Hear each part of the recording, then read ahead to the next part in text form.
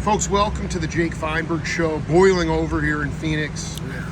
About to take in, first time seeing live Billy Strings. I get a chance to meet his bass player in person, phenomenal cat, Royal Masat. Welcome back to the Jake Feinberg Show. Great to be here, man. Great to be in Phoenix. You know, one thing I haven't talked to you about, and I wanted to get you on the record, you know, for a long time in jazz, you would be considered a jazzer if you had like a big bag of tunes. If you knew a lot of tunes, you could play a lot of tunes. Yeah, had the repertoire. But then also, like, there's this idea of faux jazz, like playing jazz, but sort of faking it, like being able to get away with it. And I just kind of wanted you to talk a little bit about your concept of where you're at in the jazz lexicon, and if you guys do some faux jazz in Billy Strings. Okay, yeah. Well, jazz is something that I hold really close to my heart personally. Grew up not listening to it that much as a kid. Didn't have a whole lot of exposure to it until my first year at college. I'm going out to a little West Texas school that had a little bluegrass program, which is the reason why I was there, because I grew up in bluegrass. And as I'm there, I'm seeing the other things that they're offering, and they're offering a jazz ensemble. And it's this phenomenal female jazz guitarist who's teaching it, and I take that, and next thing you know, I'm learning a plethora of jazz standards on bass, On upright. on bass fiddle, on upright and electric. So Fascinating. it's kind of a new world to me Yeah. in both regards, to playing electric and playing jazz. So I'm learning all Actually, I these think things. if you can figure out how to play you can play really funky jazz on electric bass. Oh, truly, man. For a long time, Woody Absolutely. Herman, like in the 70s, upright bass was so out that like cats would show up with their bass fiddle. He'd be like, dude, where's your electric bass? That was Woody Herman's band. Okay, yeah. Everybody did big bands. Yeah. But so you learn how.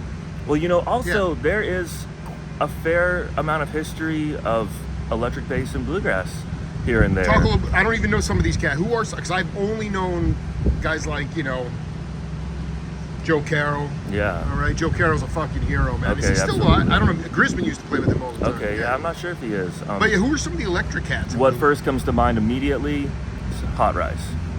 Hot Rise, always been a four-piece, always had electric bass. Wow. Always. That's just always been the way it is, you know. And I love Hot Rise, you know. They have a groovy sound. It's unique, too. It's not quite the same kind of drive as standard bluegrass, but it's a very What kind of pulse nice is it? drive. I'm not hip to the music. It just doesn't have quite maybe the front of the beat get Driving there. pulse, yeah. Yeah, the driving pulse of, like, you know, the bass is almost like I'm getting to the finish line first, almost kind of a feel, you know. It's got more of a y'all do your thing and I'm just gonna be right here cruising along. Yeah, And I dig, man. I almost kind of try to think about that while playing upright sometimes, that you don't have to always be in front of the beat. Sometimes you need to, sometimes you don't, you know.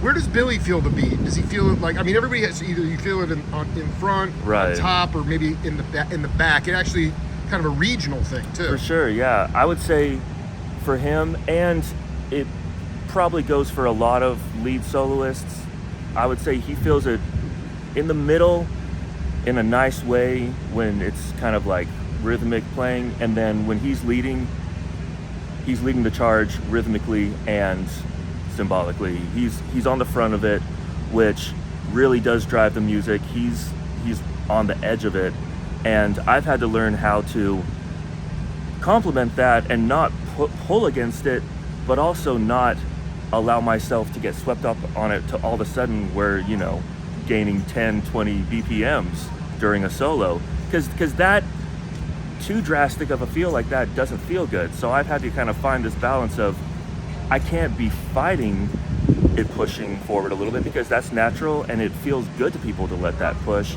but then you also can't let it get out of control. So there's kind of that fine balance there, for sure. Remember Ron Tutt, who played in Legion of Mary with Garcia, talked about certain tunes like Going, Going, Gone, Dylan tunes that Garcia would sing very slowly. That's the way he felt the tunes. Yeah, totally. They weren't the way they were originally done. Does Billy do, like, does he feel certain tunes differently? I mean, that we know in lore as having a certain groove? Yeah, You guys turn things upside down and inside out just For because that's sure. how he feels it. Totally. I would say, I mean, there's a lot of songs that we do that kind of end up doing way more hard driving, pushing bluegrass. Like we do Tangled Up in Blue, you know, obviously. That's a romper. That's a toe tapper. But we do it. We keep that shit bluegrass. You know, we keep it in the bluegrass groove, which I think before I joined this band, I would find myself being a little turned off by taking a song and just slapping a bluegrass groove on it. A lot of times I think that can be a little distasteful if it's not done correctly. That's right. Or it can just be a little overdone maybe. But I think the difference is I don't mind it when we do it, and I think it's because it's not done super often. We do it in a tasteful way for songs that almost kind of ask for it. I think about certain songs that Which I hear, ones? like songs that like maybe I want to cover. I was thinking, even this might be a little out there, but I was thinking that Tangled Up in Blue, double time. So like, you must leave, take what you need, you think will last. I would love that. 100. I would, because you know, I'm tired of the group. You know, like Right. you know, I'm Totally. with you, man. And that's a song that I think would actually be pretty kick-ass bluegrass style. Dude, I'm double time run with bluegrass. it, dude. You're putting you know? it out there, dude.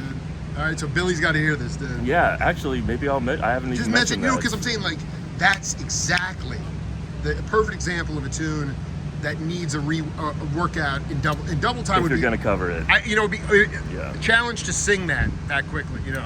Well, that's the thing is you wouldn't have to. You would sing it same. You would only double time the beat. Wow, dude. So like, you know, the. I'd really keep it the same, you yeah. know. Did you have a formative, a humbling experience in jazz live, or in the day there'd be cut sessions? Cats would get kicked off the bandstand. I'm not saying that, you know, as we live in a kinder, gentler time. But was there, what was the kind of a wake up call? Music in general for you? Has there ever been sort of just a humbling? I'm sure there have been. Can you talk about one that and how you overcame it? Yeah, I would say one that just immediately sprang to mind was not long after moving to Nashville. A buddy told me about this kind of underground jam that's happening that local musicians are putting on. Yeah. So I go check it out, and it's definitely it's players that are deep in the scene of kind of the new wave of jazz, kind of Snarky Puppy kind of style, like Sure. very heady. Yeah, sports jazz kind of stuff. Sports jazz. That's a Dan Horn line. I'm not going to steal that. That's awesome. Yeah. All right. So I go there, and I'm just a spectator. I never even asked to pick up the bass, because as I'm watching, these guys are getting so deep, are getting so heady, completely in an improvisational way. You know, basically there's not even any template happening. There's not even like, you know, we're not doing a certain jazz standard. It's just we're riffing and going with it. And I sat there for hours, probably 4 or 5 hours, watching all these dudes, just getting my mind blown, and also, you know, having some feelings of inadequacy, knowing my own personal limitations, and knowing that these guys are just playing circles around anything I could do. And I think that was right. something And it was mainly. But let me ask you a question. So it was chops driven insecurity, which is normal. for sure, yeah. But like, even to did it feel good? Was it funky? Could you dance? I mean, that's the other part of it. Is like, Totally. it sounds to me, you know, I'm so fucking in a bubble.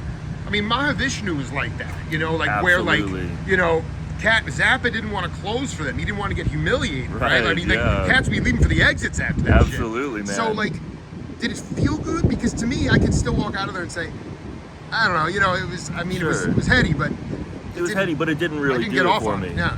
So I think that's why I was so mesmerized and in a way intimidated, because I'm listening to, it was super groovy. It was extremely tasteful. Yeah. It was Wow. It was this harmonic quality that I really, really connect to, that I hadn't really experienced that much before then.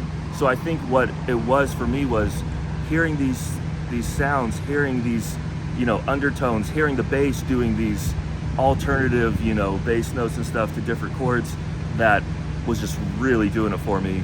And I'm going, man, not only do I like feel kind of overwhelmed by the chops of these guys, but I also hardcore am into what they're playing. Damn. For sure. So they set the bar high. But, you know, Yeah. at the end of the day, where do you feel you need to grow the most in this band? Where does this band need to grow the most? Man, I love that question. That's awesome. John Maylander's spirit is he's in us right he's now, man. always here, man. Love No, you, I mean, he John. guided me here. It was insane. I was about to go off the rails, but Maylander brought me here. That's beautiful, man. Yeah, man, it's true. beautiful. I would say, so personally, I would say where I desire growth is probably gaining confidence in areas that I feel like I can be a little timid in. Like for instance, like I'll sing a song occasionally and I love doing it, but I do it on an occasional enough basis that it's a pretty intimidating undertaking for me to do. You know, it's like, here's my one chance to show my voice in kind of, you know, in a way that it's showcasing it. That's one thing that I would love to just feel a little more confidence in. I would say, I feel I've gotten to a point where my confidence is probably greatest is that I do feel like I can lay down a pretty strong groove. I feel like it's something That's what it's about. That you hold that groove down. That's and where it's build that important, foundation. you know? And I feel like it's not even as much of like I'm great at doing it as much as like I've done it long enough. I better be able to do it well, you know. So I feel good about that.